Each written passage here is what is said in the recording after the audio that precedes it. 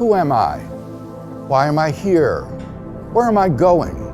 In the name of progress, modern man has tried to answer those questions without reference to God. But the answers that came back were not exhilarating, but dark and terrible. You are the accidental byproduct of nature. There is no reason for your existence. All you face is death. Modern man thought that in killing God, he had freed himself from everything that repressed and stifled him. Instead, he discovered that in killing God, he had unwittingly killed himself. For if God does not exist, man's life is ultimately absurd. If God does not exist, then man and the universe are inevitably doomed to death. Like all biological organisms, man must die. His life is but a spark in the infinite darkness, a spark that appears, flickers, and then dies forever.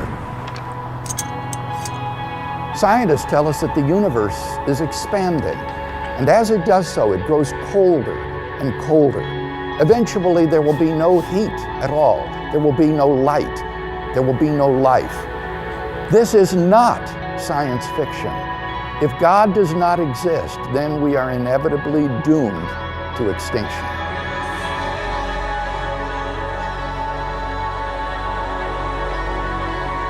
Now, what does all this imply? It means that life itself is absurd. It means that the life we do have is ultimately without meaning, value, or purpose. If each individual person passes out of existence when he dies, what ultimate significance can be assigned to his life? His life might be important relative to certain other events, but if all of the events are ultimately meaningless, what can be the ultimate significance of influencing any of them?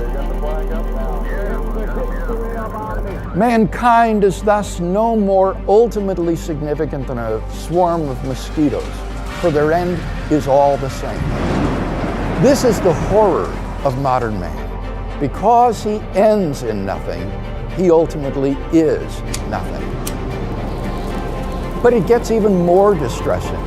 For if life ends in the grave, it makes no ultimate difference whether you live as Joseph Stalin or as a Mother Teresa. If your destiny is ultimately unrelated to your behavior, then you may as well just live as you please. Moral values are either just expressions of personal taste or else the byproducts of biological evolution and social conditioning.